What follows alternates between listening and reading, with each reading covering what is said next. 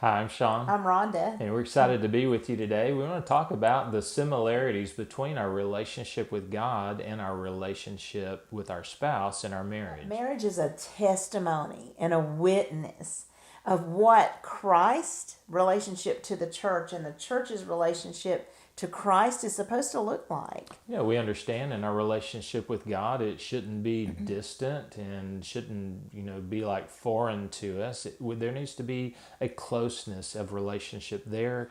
Jesus left heaven to put on flesh, to be touched with the feelings of our infirmities, put off flesh, to put on a new creature, to put on him and to be filled with his spirit, to be touched with his feelings. And I think that's a lot of what the Christ Church relationship is about, is that total surrender of one to the other. Yeah, where we're yielding our body to our spouse, we're not our own. Commitment is where it all begins. Right. When we give our life to the Lord, or where we give our life to our spouse. Yeah, and covenant is not about I'm glad to live under the same roof with you for the rest of my life. We're not just coexisting. No, it's all about I'm giving myself to my spouse and my spouse to me for the rest of our lives. We're understanding that we're closely engaging with each other, Right. not at arm's length.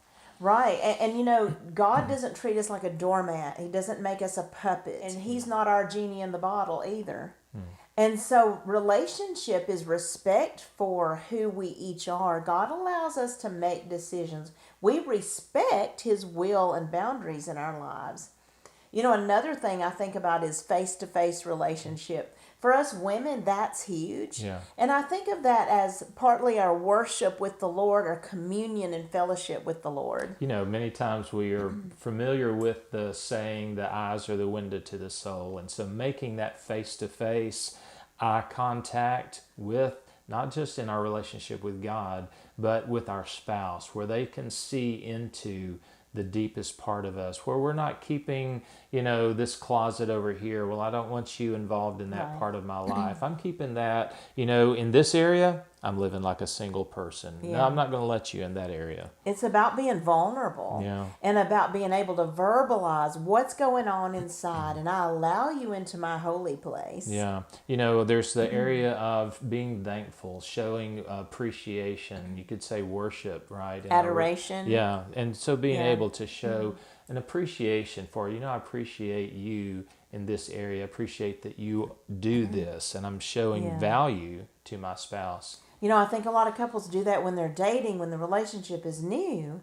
But I think it's important that we continue the verbally pouring into each other. Think of our worship with the Lord. Aren't we verbalizing our love, our commitment, our appreciation, our gratitude, and who He is, recognizing who He is to us and who we are to Him. It's important to open your mouth and say it. In Yeah. Ephesians 5, he talks about the husband with the wife, comparing that to Christ and the church. And he says, with the washing of water by the word, he presents his bride to himself without spot or blemish. So those words that Christ is speaking over the church are similar to the words that a Yeah. husband would speak over his wife. Then we think about listening. We listen to Holy Spirit and we want to become sensitive to Him. We don't want to grieve Holy Spirit. What if we thought about that in the marriage? Are we listening, or is it more me, than you? In our relationship with the Lord, the goal is to set aside more of me to receive more of Him. And so I want to be sensitive to what the Holy Spirit is noticing and thinking and feeling, and so that I can respond appropriately to what God is doing. There's the area of our shoulder to shoulder companionship relationship, and this can be seen in the way that we minister together, that we have a heart together to reach out. Yeah, because when we think of shoulder to shoulder with the Lord, ministry is working alongside with Him, allowing Him to flow through us. And in our marriage, we can serve together in ministry. Other things that we might do are shoulder to shoulder, like activities we may do together. The area of intimacy, and this is where we are just enjoying that close face-to-face fellowship like we were talking about earlier.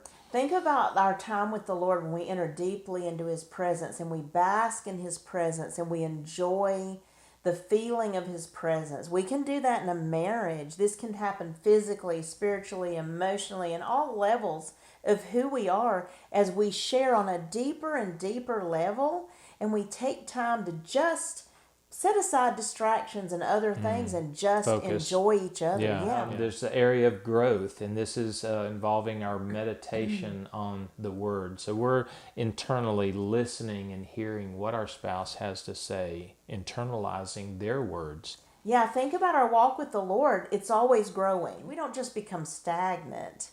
There's distance that can increase over time if we're not intentionally growing forward. And I think both parties in a marriage and in a family feel like you're invested in this relationship if we keep a growth mentality. I always want to be growing closer to you. There's the area of affirmation where we are testifying. We're not ashamed of our spouse or their words. Just like Jesus said, if you're not ashamed of me, then I will not be ashamed of you and will speak of you before my Father. So all these things are showing a mirror of our relationship with our spouse. I think part of that too includes speaking well of our spouse before our children, before them, obviously, before other people. We are testifying, you might say, of the goodness of the relationship. And most couples, even if they're challenged, they have a lot to be thankful for. They do. And instead of focusing on what we don't have, what if we focus on what we do have?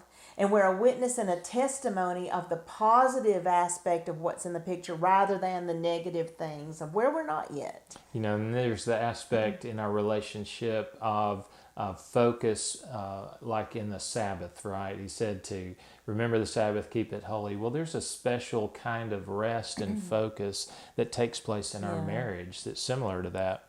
Can you imagine making a regular time, like when the Sabbath was once a week, they were supposed to set aside everything, even their own agenda, to spend time with God and with family, to be able to focus on relationship with the Lord and who He is and just put everything else aside. Can you imagine doing that in a relationship? We may do that on a date. We may do that other times, but are we really going out to eat and focused on the going out to eat or going to do something else? Are we focused on a period of time to rest and just be together? Sometimes when we just exist and we be together, that's where sometimes the deeper things in the heart get the opportunity to come out. Because when we're busy, when our mind and our spirit is busy, that's it's going on so much, it's hard to see deeper. And so sometimes we just have to pull apart.